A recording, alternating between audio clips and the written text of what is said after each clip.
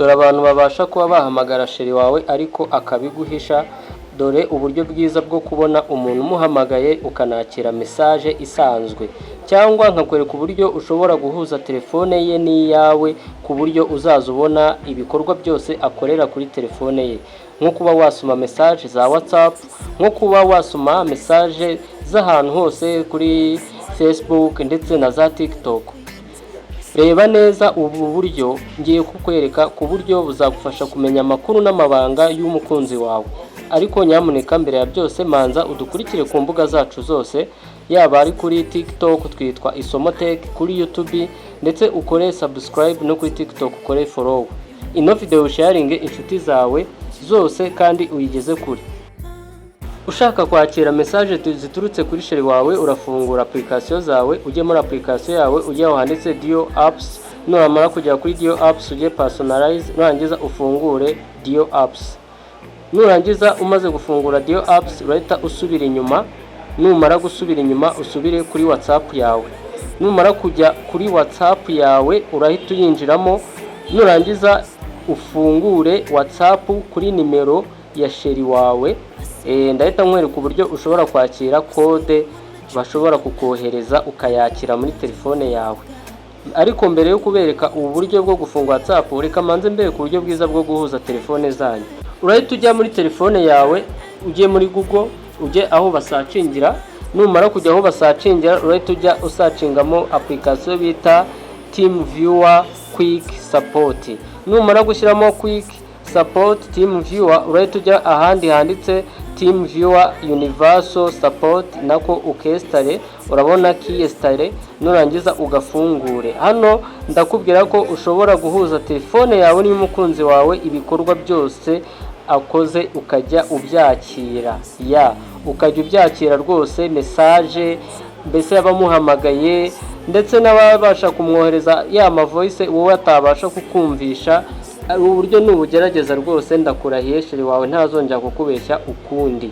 Noneho numara gushyiramo iyi application, iyi ni telefone ya mbere maze kuyishyiramo, ngiye kwita mfata telefone ya kabiri ariyo y'umukunzi wanjye, cyangwa ariyo y'umukunzi wawe. Ubikora mu minota mikeya cyane ku buryo adashobora kumenya ibintu uri gukorera kuri telefone ye. Nayo urahita yandikamo ya application yacu bita Team View Support, Quick Support, cyangwa yitwa Team View Universal Control Support. Nayo ukahita uyisacingamo ukayidownloadinga. Ndakubwira yuko ibi ubikora mu minota mikeya, ubikora mu minota mikeya kuko abonye uri gukanda telefone ye uyitindaho yamenya ibyo urimo, kandi si byiza. Rero uyimaze kusacinga application nayo uhita uyidownloadinga, uramara kuyidownloadinga ukayifungura. Hano nyine muri phone zombi hagomba kuba harimo izo application uko ari ebyiri. Hano ndi kukwereka uburyo ushobora guhuza telefone yawe n'iya sheri wawe, ese amakuru yose aguhisha, amabanga, ibiki byose utangira kujya bikugeraho umunsi ku wundi.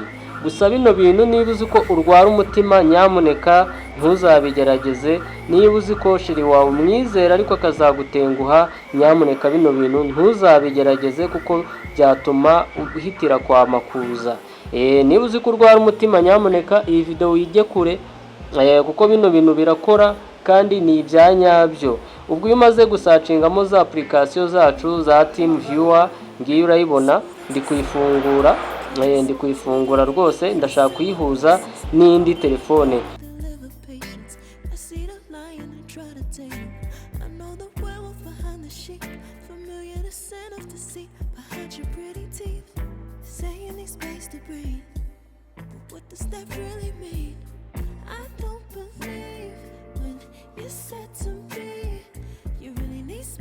Ubu none urabona hano za telefone ndazegeranyije ari ebyiri, ngiye gukora connect.